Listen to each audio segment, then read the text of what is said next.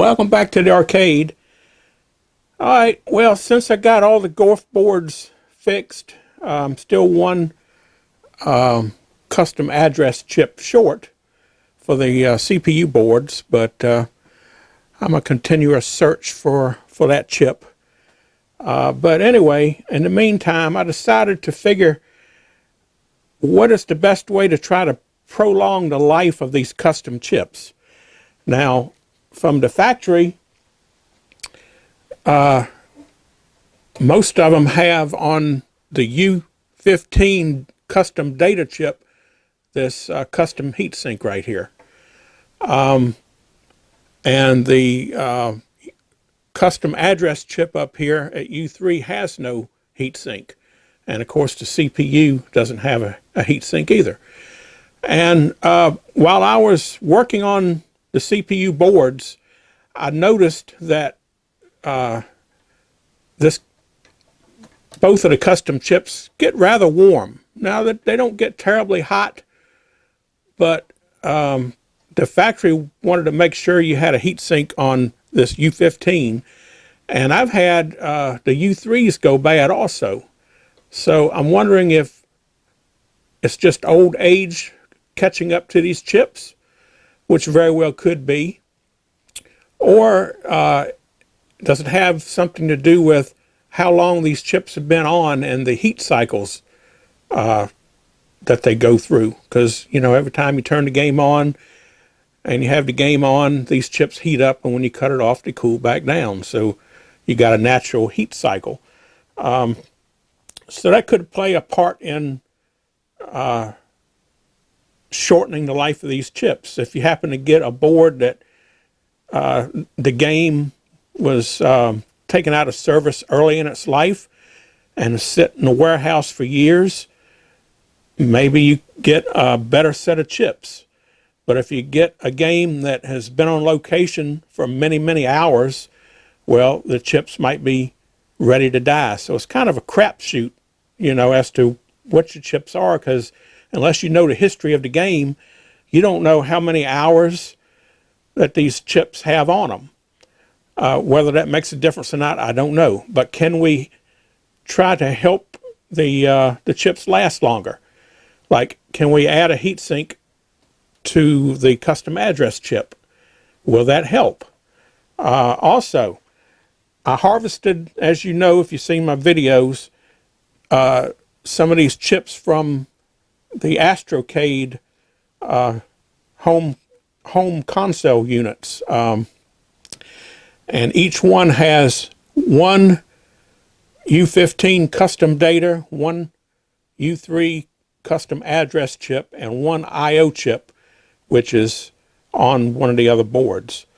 I'm also going to look at those. I don't know if they get warm, if they need a heat sink, or whatever, but we're gonna look at those too. But first, let's just deal with these chips on the CPU board, and we'll even check the Z80 to see how hot that gets. So how are we going to do this? Well,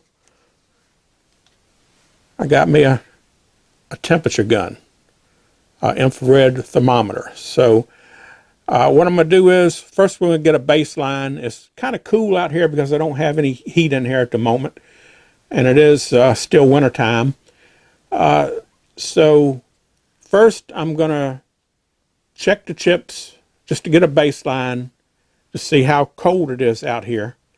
And then I'm going to fire the game up and let it run in a track mode for about an hour, and then we'll recheck the temperature and see how hot the chips actually get. So let's go ahead and do this. And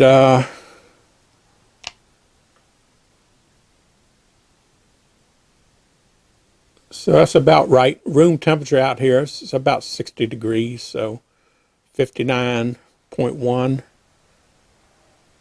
and 59.3. And on this other board down here, 58 and 58. So let's just go ahead and we'll call it 60 degrees. So U3 and U15, we'll just write them down as room temperature 60 degrees. And the Z80 should be the same. Should be no difference. Yeah, 58. 58.9. Let's just go with 60 for all of them. That'd be close enough. Okay, so let's go ahead and fire the game up.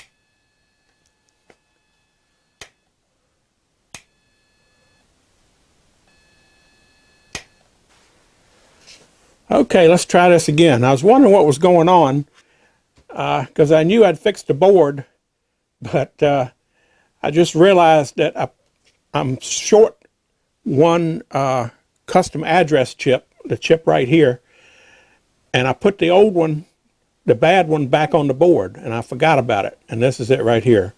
So this is a bad U3. So I went ahead for now, just switched in the chip on this board that we're going to be testing later with the Astrocade U15 on it, the data chip. So we'll do the first test.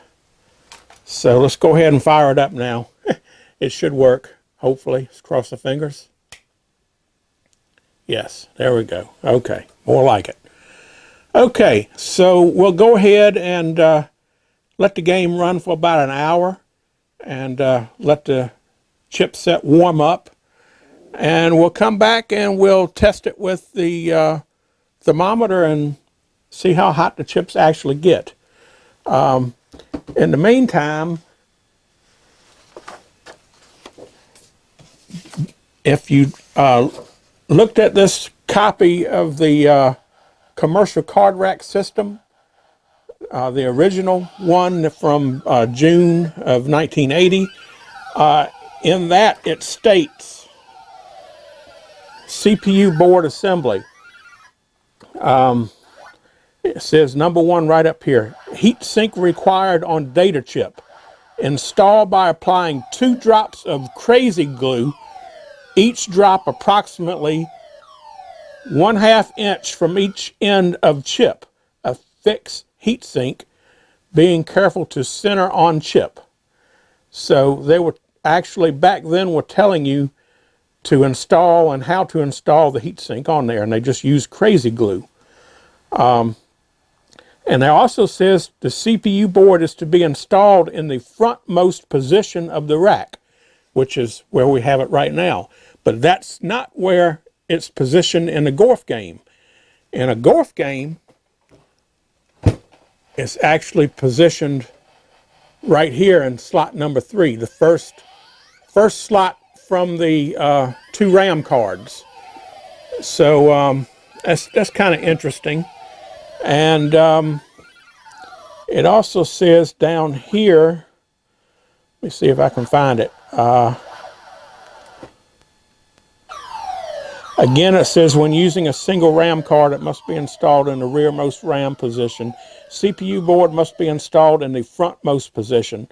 I think they were talking about extra basis, because this was back when extra basis was probably a new game.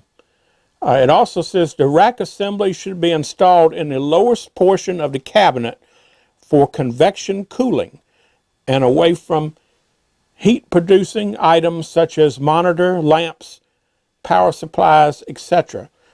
So in other words, as we know, GORF doesn't have a fan of any kind. So a lot of times these cabinets are just convection cooled. So you have a vent in the bottom, and usually the monitor and the power supply give off the most heat of anything in a game. And you also have a vent up in the top of the cabinet. So the heat rises, as we all know. So as the heat rises, in theory, the heat should go out the vent on the top, and it should actually cause a flow of air, cool air, to come in through the bottom of the cabinet.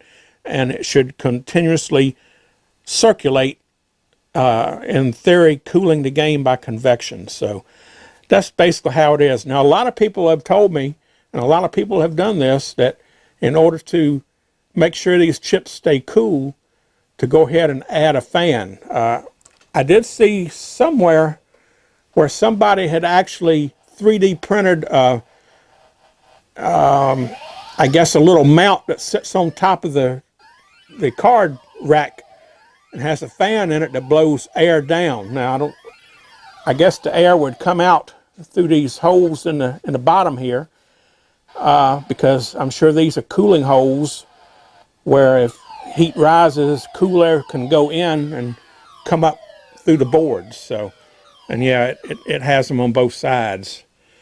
But in theory, you could also put a fan up on top and blow air down, and it would have a place to exit down through the bottom. So you could do either way, I guess. So anyway, let's go ahead and give this time to warm up, and then we'll check it again and find out exactly how hot these chips do get. All right, well, while we're waiting for the chipset to heat up, right here I have an original custom data chip that's bad. This is the one at U15, and this is the one that comes with the factory heatsink. This one here, I've already removed the heatsink from it, and it does appear, it looks like it was actually super glued, and I just stuck it back down on here and kind of lined it back up, and it appears it was sloppily put on. It wasn't centered very good. It was over to one side, and it almost appears like it's got a gap. You can actually see air between it. And it looks like it was that way because the glue, let me pull it off and you'll be able to see. This chip has this rather large square indentation in it right here. And there's a lot of glue that you can see on that is sort of built up where it was in that indentation. So, yeah. And it looks like they spread the glue all the way across it, because I don't know if you can see it in the camera, but if you get the light on it just right, you can actually see the remnants of the glue where it was stuck down, and looked like the glue started to dry before they got the heatsink down on it flat. So I don't know if the one that came out of the Astrocade that has this square piece of aluminum on it is super glued on. I don't know what kind of adhesive they use there, but it's obvious it looks like they use super glue on this. So I'm going to try a little experiment here. I got some Goof Off Pro Strength Super Glue Remover. So this is made to remove super glue. It says it removes super glue, epoxy adhesive, and Gorilla Glue. So I'm going to try a little bit on here and just see if it will dissolve this. As a matter of fact, I don't know if that'll fit down in there. Let me just squirt a little bit on there.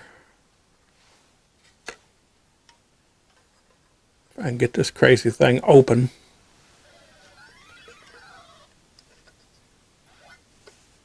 There we go. Kind of resembles a can of old cigarette lighter. Might be the exact same stuff, who knows. Cigarette lighter fluid. Okay. So let's go ahead and we'll put a little on here.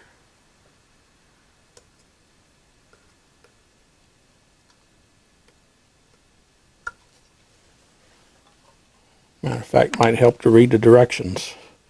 Always use safety goggles.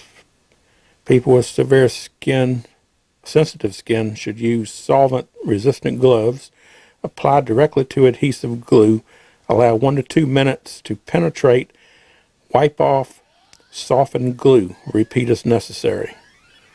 Multiple applications may be necessary to remove heavy amounts of cured glue for tight areas. Use a small paintbrush for application. Okay. All right. Well, we'll just let that sit there and see what happens. We'll be right back. Okay. Well, I decided to put some on the chip too, and it's turned the glue kind of a milky white, but it looks like it's already evaporated, and it's been maybe 3 minutes. So let me put a little more on there.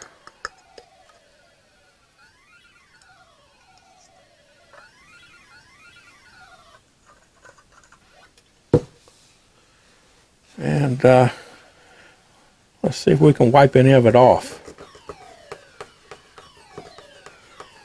Yeah, looks like it's coming right off.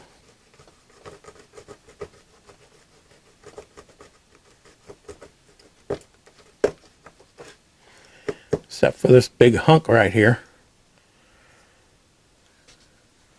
Let me see what it does on the chip.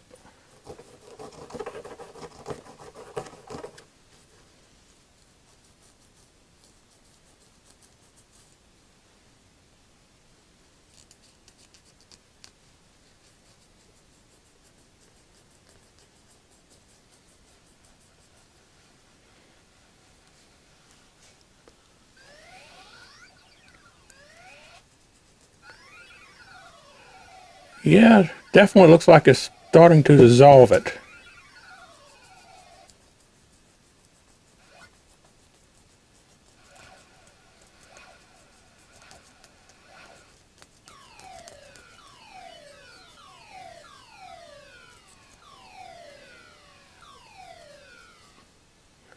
Maybe not completely. I guess it needs to soak a little longer. But looks like it's come off of the heat sink pretty good. You could probably take a razor blade now and probably just, yeah, scrape it right off.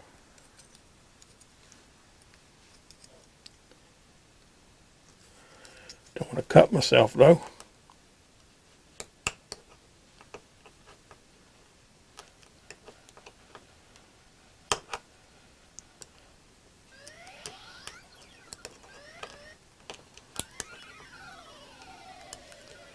All right, put a little bit on that. I'm going to work it under it.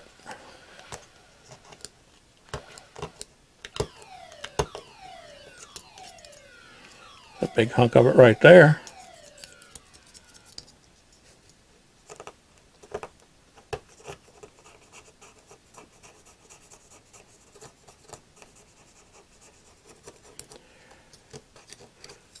Yeah, I say this stuff works fairly well.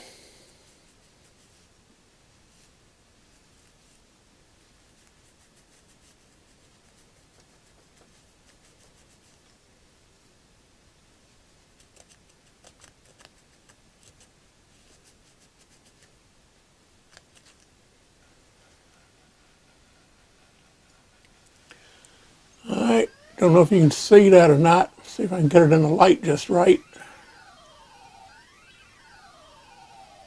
But it cleaned it up pretty good. So I can actually use this over again.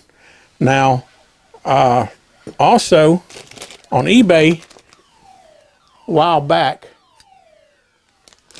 I happened across an auction that was selling a bunch of these. Now, these aren't exact, but they're pretty darn close. The only major difference is this one has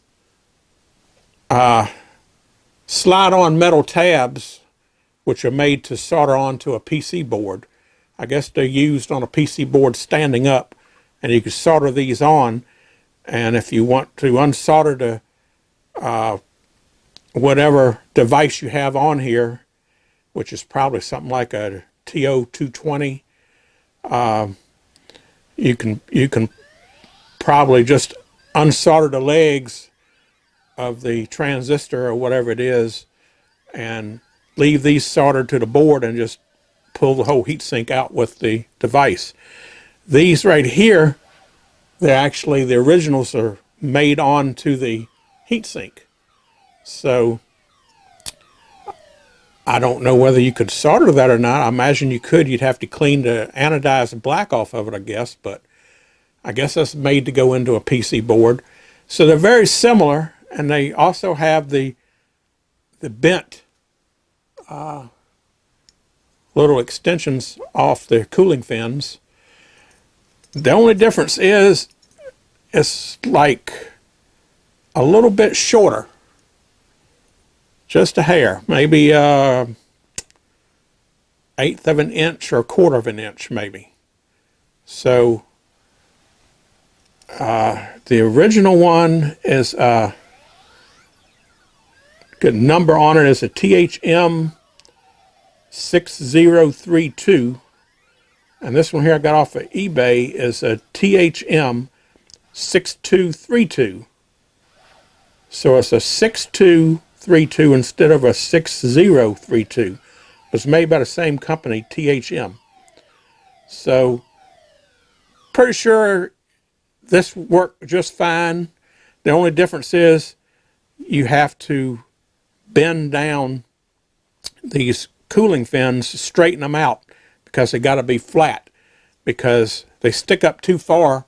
If you put them on the chip and put them in the cage, these fins will hit the board next to it. So you have to straighten them out, and that's not a big deal. You can do that. Matter of fact, I've already done some of them right here, and so these are ready to use. They're flat, but they still have the same pins angled down as the originals, basically.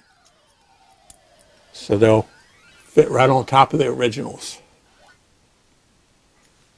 But I can go ahead and reuse this original again. But if I want to put heat sinks on the other chips on the board, if we feel it needs them, if we think it'll benefit, then we can go ahead and use these new ones that I got off of eBay. So, all right. Well, now all we got to do is wait for the board to get up to temperature. Hasn't been an hour yet, so I think after an hour we should be good to give it a try and see what the temperature is. Now, instead of using super glue, I'm going to use this thermal glue I got off of eBay, which is like a white paste. I used this on a while back when I did the repair to the Popeye board. I used this glue to glue the aluminum heatsink on the audio chip, and seems to work just fine. So instead of using the super glue, I think I'm going to use this thermal glue. So that's the only difference there. So, okay. Well, I'll be back, and we'll test these chips as soon as the hour is up. Okay, well, the board said it's been running for an hour now, so it ought to be up about as hot as it's going to get. So let's take some temperature readings. First, let's check the Z80. Anybody want to bet how hot the Z80 gets?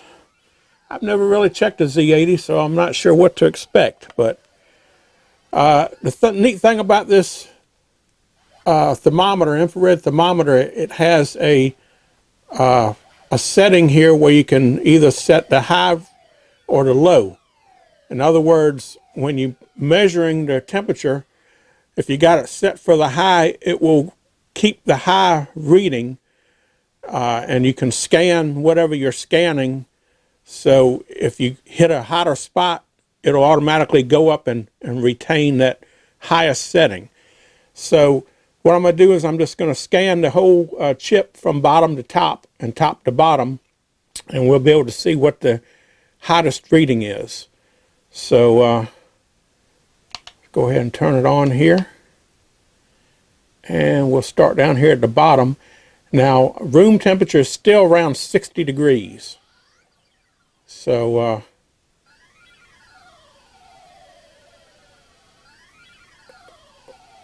right, let's go ahead and go up to the top. And we'll come back down.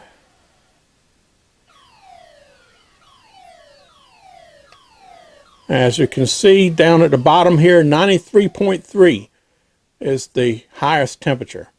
So the Z80 is getting 93.3 degrees Fahrenheit. So we'll write that down.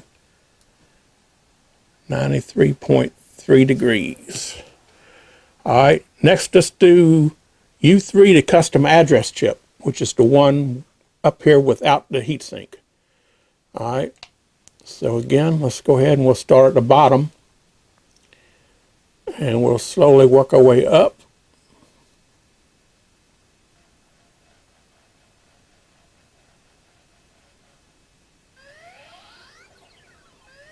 Quite a bit warmer than the Z80, that's for sure.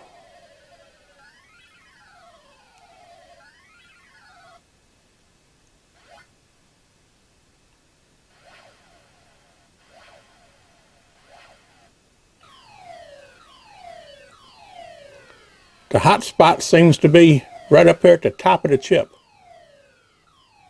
That's the hottest spot. And looks like we got 124.5 degrees. Ouch. 124.5. That's pretty hot, I would say. I would say that chip will definitely benefit from a heat sink, but let's see what the one with the factory heat sink says. Do you think that's going to be warmer or cooler because of the heat sink? All right, well, let's find out. All right, starting out at 70 degrees down at the bottom here. Work our way up.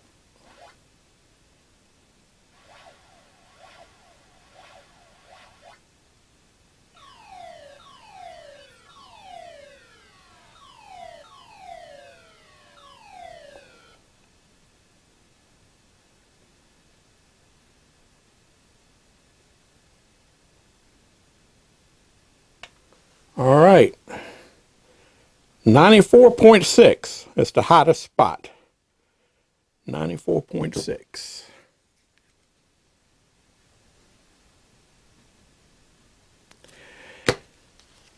But we don't know what that chip would be without a heatsink. So, but it may be, you know, about the same as that custom address chip. If that's the case, then the heatsink brings it down to the same temperature basically as the Z80 without a heatsink. So that's interesting. I would definitely say that the custom address chip at U3, which is at 124.5 degrees, definitely needs a heatsink.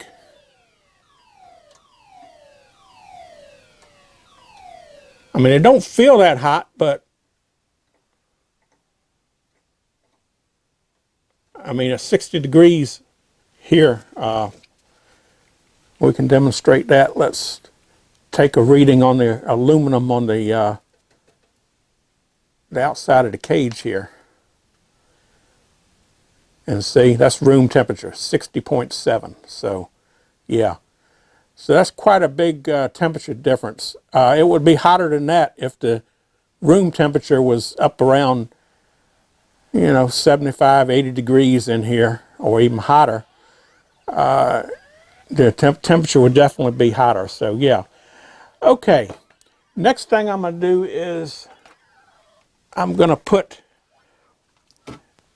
this chip in with the aluminum heatsink on it from the Astrocade, and we'll let that stay on for an hour, and then we'll come back and we'll test the temperature on this and see if this heatsink gives us a cooler temperature than the factory heatsink, and decide whether we want to take this off. The problem with this is the thickness of it. It's so thick that it scrapes the back side of another board. Now, if you put it on the outside of the cage here, it's not a problem because there's no other board in front of it. And you get your maximum cooling that way. And that's what a lot of people do, I guess. So we could probably leave this heatsink on it if this heatsink brings the temperature down to at least the same temperature as the factory heatsink with the fins. So we'll have to do a comparison there and make a decision. If we decide to change it and put a factory heatsink on it, like this right here, then we'll have to figure out if we can safely remove this heatsink without damaging the chip. So, yeah, let me go ahead and swap this board in, and we'll let it run, and then we'll take a temperature reading, and we'll go from there. Okay, well, it's been a little over an hour now, so we now have the CPU board in with the Astrocade data chip that has the aluminum heatsink on it. So let's see how that compares to the stock factory heatsink. First, let's go ahead and get our baseline here. The room temperature is probably about the same. It may even gotten a little cooler. It has 59.4. So 59.6. Still around 60 degrees. Okay. All right. Well, first, let's go ahead and just to see if the other chips are the same, let's go ahead first and do the CPU Z80 first.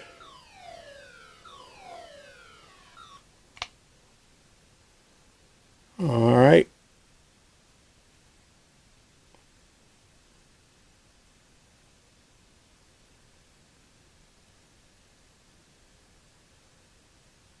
So we'll get a scan up and down the chip here.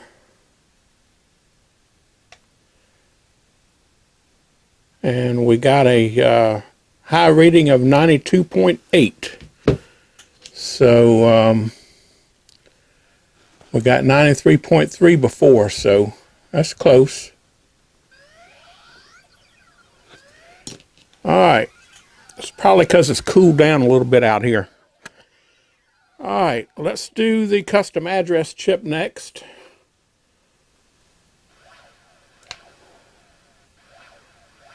All right.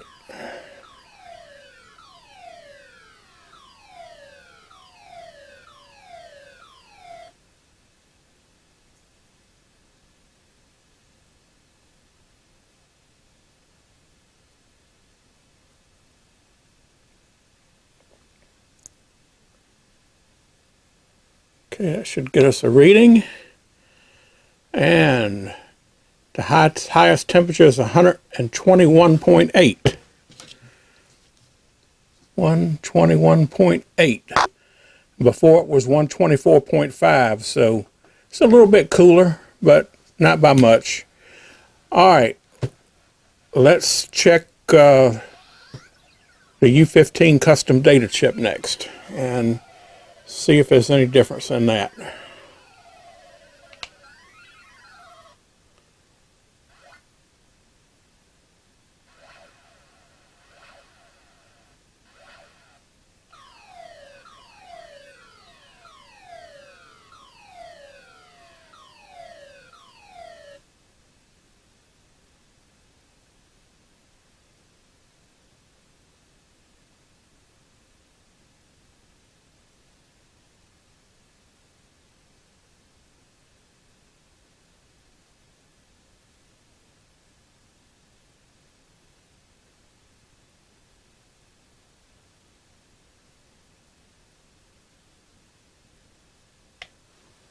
Okay,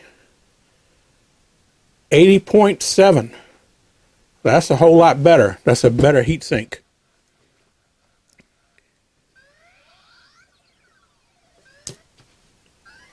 Yeah, 80.7. So that's a big difference. 94.6 to 80.7. So I'm inclined to just leave that heat sink on there. I don't see no need in risking damaging the chip.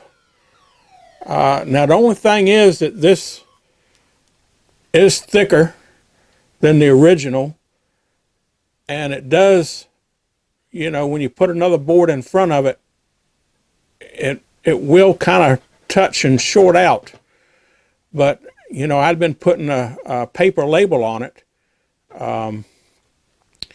But if you put this board in the end of the cage here, you don't have to worry about that. So, and it probably have a much more better cooling anyway, rather than being sandwiched deep in the cage.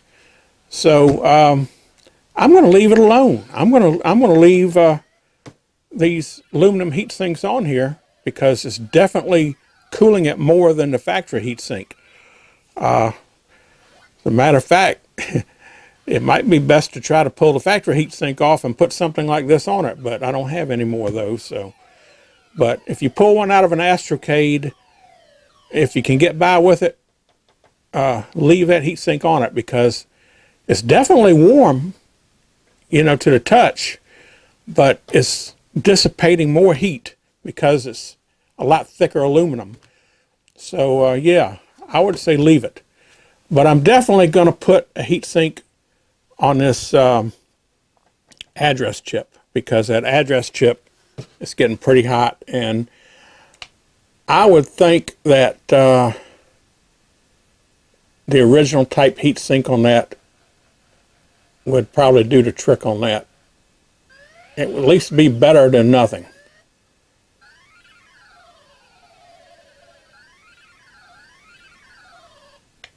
So yeah, I'm reading 120.2. It's the hottest it gets. So yeah, I think that's in conclusion what I'm going to do. I'm going to go ahead and, you know, I could find some aluminum bar stock like this and put that on these also. Decisions. I'm going to think about it. Maybe I'll look around and see what I can find at Home Depot. I already got some aluminum channel, which is very similar to the heat sinks that on the Nintendo boards. It's aluminum channel. I could probably put that on there if I, you know, leave it on the outside of the cage. Only thing is, if I decide to put a high score save kit on it, you put it on the CPU board, and it goes right here where the CPU is. But it's a rather large board, and it doesn't really cover this, but it comes right along the edge of it. And I don't remember right offhand if it goes up to this chip. I don't think it does. I think it only goes up maybe to the top edge of the Z80. But it does go down kind of close to the, if I had the cross braces on the cage here, the cross braces I think are about right here. So yeah, it comes down almost to there. So that wouldn't be a problem. Don't think I really need a heat sink on the Z80, but it's enough room to put one there if you wanted to put one. I mean, yes, there's plenty of room if you wanted to put one on there just because, but I don't think that's necessary. Okay, well, I'm going to go ahead and put a heat sink on this chip here and let it dry probably 24 hours, and then we'll come back and we'll run the test on this chip and see if it cools down, cools the chip down. Or like I say, I might think about the other aluminum. So let me think about that. I'll be right back with a decision, but it may take me a day to decide. So, but it'll be an instant jump for you.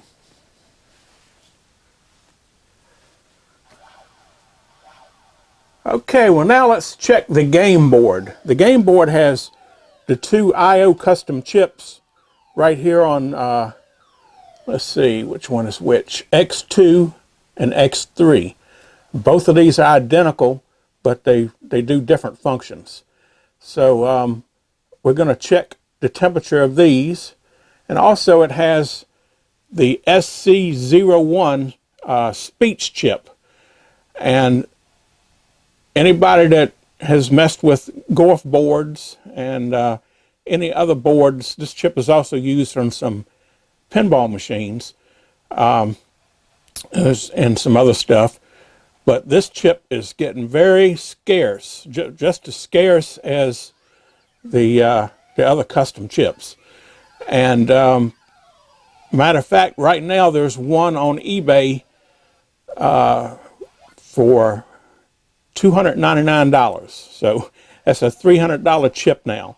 I'm not saying they're going to get that for it, but the last supplier that I recall that was selling them, I think was getting around $200 a chip for them. So yeah. So we're gonna check that and see if that chip gets hot and see if it'll benefit from a heat sink. Might not. So we'll find out. We'll check it out. Also, there is a gentleman over in, I don't want to say what country he's in, but it's across the pond, who has made a chip or an emulation that emulates the SC01 and does a fairly good job. If you want to see one in action, Classic Arcade Repairs, the gentleman sent one to him to test, and he has a video where he tested one out, and seems very promising. I think I could use a little more tweaking, but if you need one of these chips and you can't find one, that is probably going to be the best alternative we're going to find. So anyway, that's another subject. So I've also wrote down here on the game board, we're going to check the speech chip and both the I/O chips. So let me get the infrared thermometer here. And let's do the speech chip first. Okay. And I have no idea if this gets hot or not. But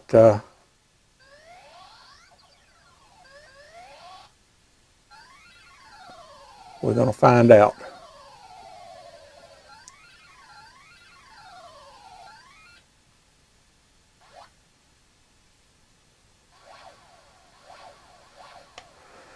Okay, and apparently the hottest temperature is 78.8 degrees. So that's not bad. So 78.8. Don't think we're going to need a heat sink on that one. All right, next let's check X2, which is the one right here. And let's see what we're going to get with that one.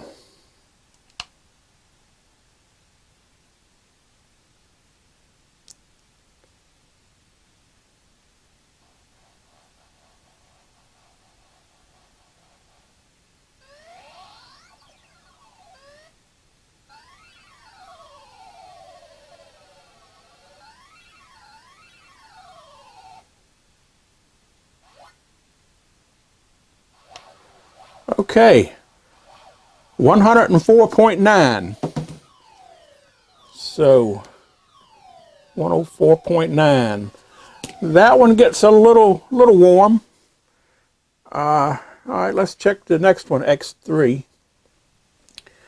and see what we get here.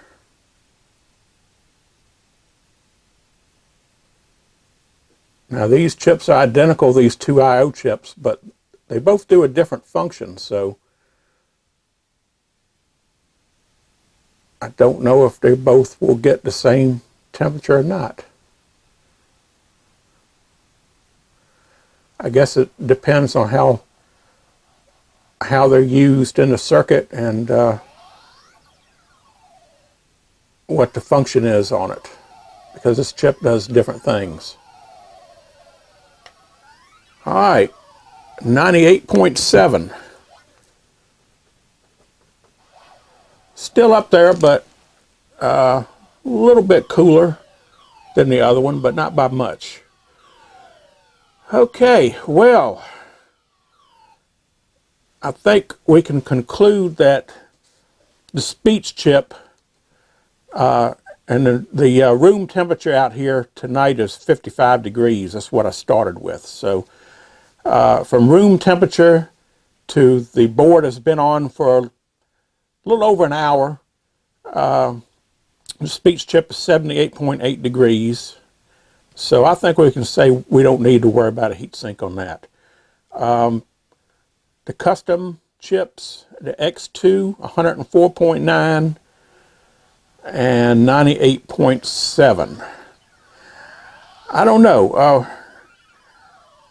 What do y'all think? Leave down in the comments. Do you think we should put a heat sink on these two I/O chips?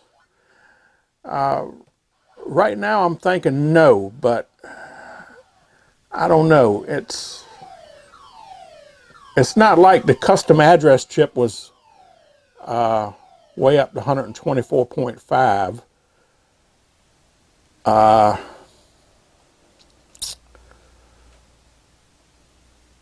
And the Z80 was around 93 to 92, 93. I don't know. You could probably put a heat sink on it, but the problem is these chips are so close together, you can't put this heat sink on it. You could take and modify this by cutting the fins off of one side and putting like fins on one side and then flipping it over for the other side. Sort of like have no fins in the middle between the two chips, but the fins would come off of both sides of the chip. You could do something like that, I guess, because this board is going to have to go next to the other boards, so you know it's not much room between the boards when you slide another board in over top of it. So and just feeling them, they don't feel that warm. So you know what, I don't think I'm going to put heat sink on those. I think the game board is good the way it is without heat sinks. But my main concern are with the other two custom chips. So yeah, okay. So I think we're okay with the game board. Okay, well, we're definitely going to put a heat sink on U3, the custom address chip right here. I decided to leave the aluminum heat sink that came on the custom data chip that came out of the Astrocade, because as we've seen, it cools this chip better than the one that came on at the factory. So I'm going to put one of these new heat sinks on here, and I went ahead and pulled the little metal tabs off of it that I don't think they're necessary, and we're just going to center it up on there and just put it on there just like that. So what I'm going to do is I'm going to take a little bit of this goof off, which is the super glue remover, and just put a little bit on the rag here. This is basically let's see, acetone and tetrahydrofuran, something like that. I knew I could smell the acetone smell, kind of gave it away. So anyway, I'm just going to put a little bit on this rag here, and I'm just going to wipe the bottom of the heat sink just to make sure it's clean, doesn't have any oil residue on it. And I'm going to take and wipe off the top of the chip.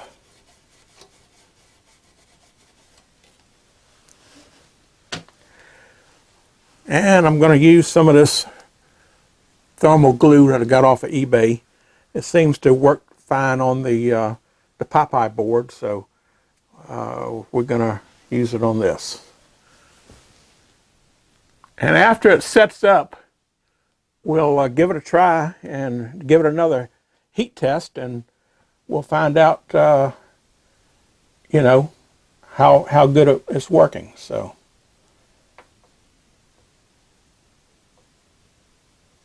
I don't wonder if it hardened up on me. It appears it did a little bit here. All right. Go ahead and put just a little line across the top here.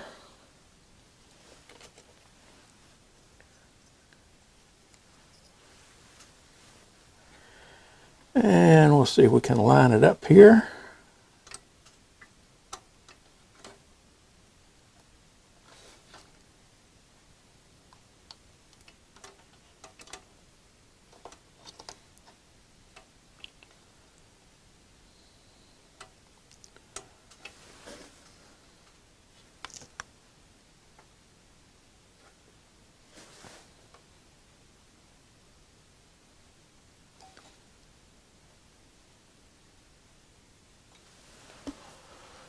Okay, I think that's going to do it. Now we'll just let it sit and dry, and after it dries, we'll come back and fire it up, and we'll give it another test. Well, it's been 24 hours, and the adhesive should be dry on the new heatsink I installed on the custom address chip at U3. And the game has been on and running now for a little over an hour, so it ought to be up to temperature. So let's go ahead and we'll go ahead and take a temperature reading, and we'll just go ahead and do all three of the chips again, just to do a comparison from the readings we were getting.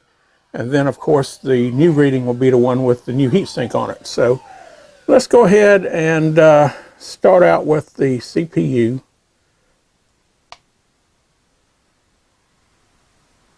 The Z80.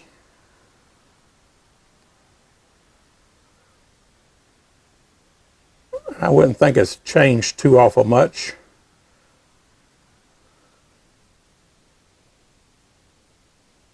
Okay. So that is a high temperature of 98 degrees. So we'll put Z80 98 degrees, which is a little bit higher than what we were getting. Let's see what the room temperature is here. 64.2. Okay, so it's it was right at 60 degrees, 59.60 when we took the other readings. So it's a little warmer in here, almost 5 degrees. So yeah, that's not too awful difference in the temperature there. So, all right, let's go ahead and do the custom address with the new heatsink on it. And let's see if that's the one we're really interested in. So we'll start down at the bottom, and we'll work our way up.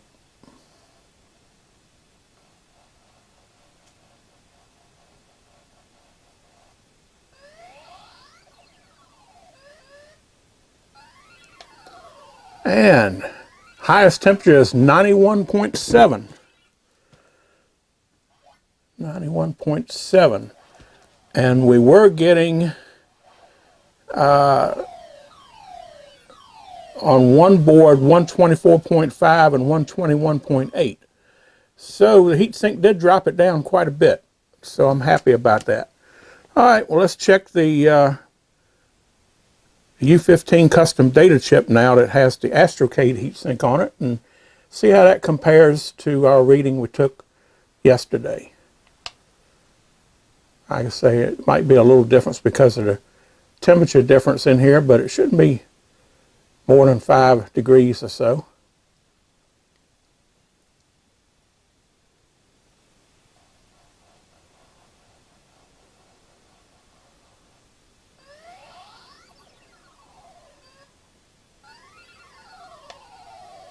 Okay, I'm getting 87.6.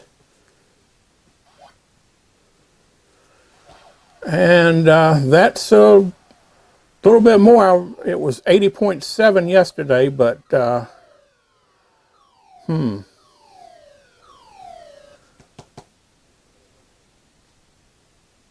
a little more, but still it's way below. So it does a much better job than the factory heatsink, which the factory heatsink was 94.6.